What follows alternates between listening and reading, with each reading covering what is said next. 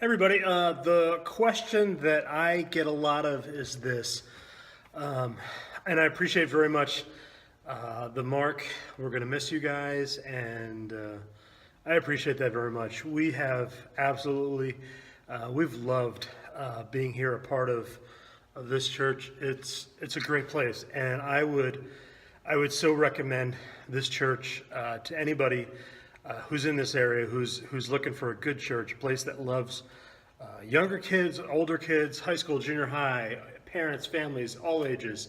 A place where people can come and they can worship, where they can get to know each other, where they can be family to one another. I totally would recommend that. I am so glad that we've had the opportunity to be a part of this church. And as I think about that, like, I've got lots of hopes for our students, for our families, for life after, as our season comes to a close. We decided probably about 2 months ago that we thought that this is where God was leading us. Does that mean that as we close out our time here, that we don't, that we're not thankful, that we don't have hopes for the future of this church? Not at all. We absolutely, we do. As I see my role, as I come to a close now, I see my role as, I mean, I'm a resource. I'm saying goodbye. I'm trying to set up whoever is taking on the role that I've been in, and to make things as smooth a transition as possible. I've been the guy who's walked in and followed after somebody. I've been that guy and had to figure things out and didn't know where to start. I've been the guy where I've also been, things were left in a nice, kind of neat way where I could kind of pick up and figure out what was working and what didn't work and kind of build off of. And that's what I want to be as you guys, as a youth group, as a church, as you guys go forward. We decided, or we knew probably it's getting close to 2 months ago, what we were doing. And the first kind of level of conversations that I have is with our elder board, and just kind of talk about, hey, this is what God is leading us to be doing.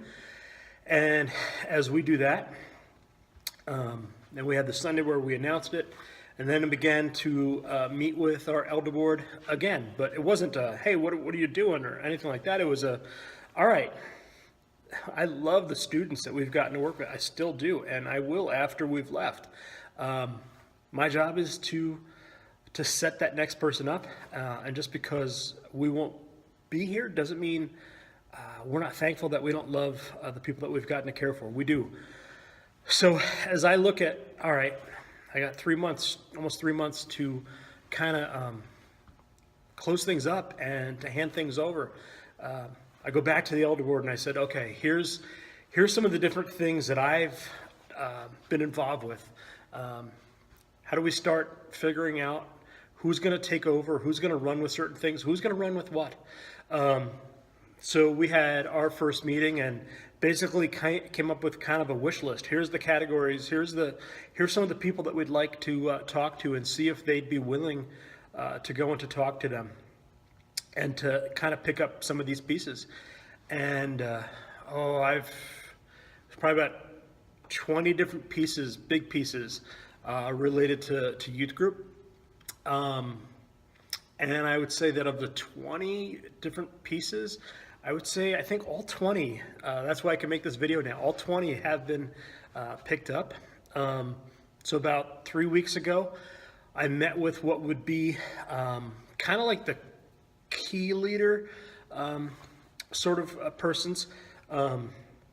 We kind of just started to work through what are some of the questions, what are the directions, what are the things that they want to know about, and kind of came up with some lists and some different categories, some different ideas. And this is what we did. We broke our kind of our core people that are going to take on different roles. Kari and Steve, they're going to take on the leading of youth group on Wednesday nights for whatever that season is. Hopefully it's not a very long season. They're also going to take on the role of leading our Mexico trip. Kurt and Amber, they took students to the youth convention along with me and my family. The last time, me and Amber in 13 did. So they've got a lot of experience with the youth convention. They're going to take on that side of things.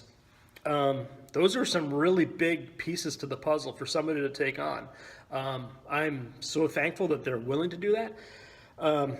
Sue is going to take on in the church office some of the paperwork side of things that I did for students that decide they want to go to Mexico or the youth convention. She'll be taking on the role of collecting papers and registration forms and making sure things like that happen. She'll be the one that is moving emails and kind of letting people know about what is going on, what are the opportunities in front of you for youth group, convention, Mexico, all that stuff.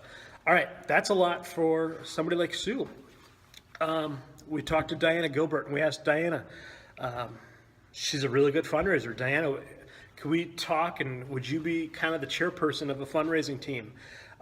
So I've met with Diana and kind of just told her, like, here's all the stuff that you can do. I'm not going to tell you what you can, what you can't do, but here's what you can do. And think about what you want to do.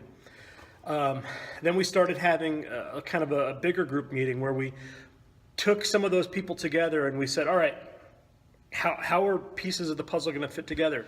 So we had that meeting, and now we've got another meeting coming up tomorrow night, July 12th. By the time you see this, it'll happen July 12th, where we're going to meet again. And as that group is going to meet, we've got more people that are coming in, like our youth group leadership team, and we're going to talk about, like, all right, how does like a group that needs to raise money, who do they talk to? They talk to Diana. She's going to, okay, here's some ideas. And then Diana tells Sue, would you get this word out there so that people know what's going on? That way the people that are running those big trips, they don't have to kind of focus on actually doing the fundraising. They can do the focus on the recruiting and the paperwork side. And so that's the dream, that in the meantime that everybody can kind of work together. I'm hoping that I'm setting people up so that in the meantime, as a future gets figured out for who's going to be in my role in the future, that we've put some pieces together that help them.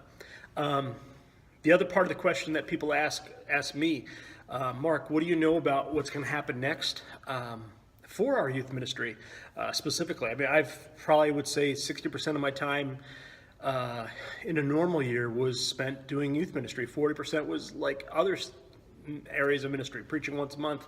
The last year it's been like 65 youth ministry, 65 church. So that doesn't add up to 100. That adds up to like 130. But what's going to happen next? That's the question that I get, and I don't know. I don't know the answer. I know that God's got it figured out.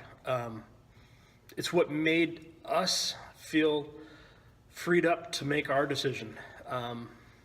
We wound up talking with one of our elders before we even went to visit and to kind of interview. Hey, we're thinking about this. We're curious about this.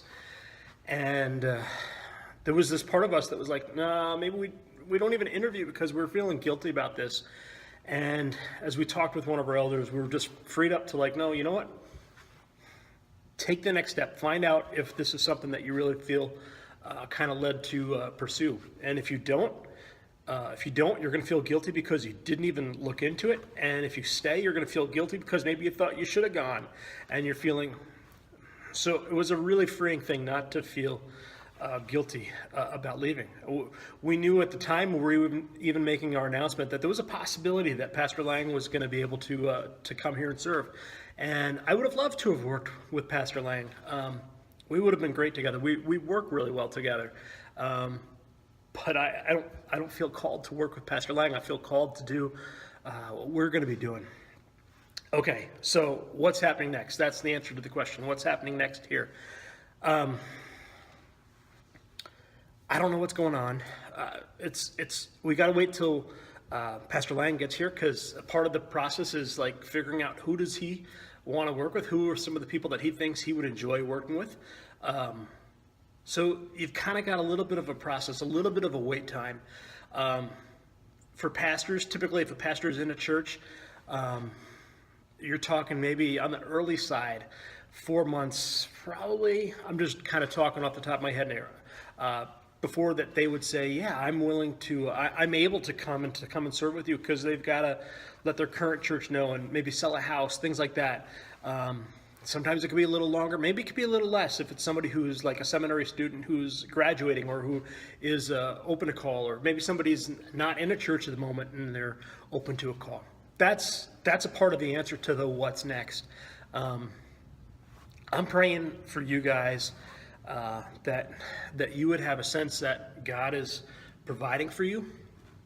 I get to finish out our summer with our students, and that's part of what I've wanted to share with them.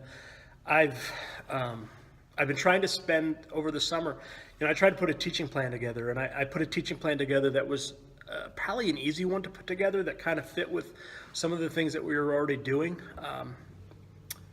Things that I'm hoping encourage students to grow in their relationship with Christ, that equip them, that help them in their relationship with Christ. And as I say that, that's what I hope. I hope that as students hear my heart, our heart, that we're trying to follow after God's leading, that's what we've been giving them, is tools so that they can do the very same thing, so that they can be challenged in those same areas. That's what I've got to say right now. We're going to be rolling out a lot of details about who are some of those key contacts. Sue in the office will be handling a lot of the communication stuff for the interim time. Steve Kari on the Mexico side, Steve Kari on the youth group side, and then Kurt Namber on the convention side. And then you've got Diana Gilbert, who will chair that fundraising committee. She's got a couple of people that are working with her. They're going to take on some specific kind of side projects, discount cards, things like that. I had already signed a contract a year ago, probably at least maybe 6 months ago, that we would do discount cards again. So if you want your money back on that investment, you've got to do that again. But anyway, that was a pretty good fundraiser. Anyway, and then there is probably another 10 people that have been involved in the youth group leadership team that are going to continue, and a few that are stepping into that role too. So I ask that you guys would support them, that you would work with them, that you would help them as much as you're able to, and that you would just wait and trust in kind of this in-between season that you're about to experience, because I know that God can do some really cool things even in that time, which might seem some kind of bizarre to kind of say, but that's it. Thanks.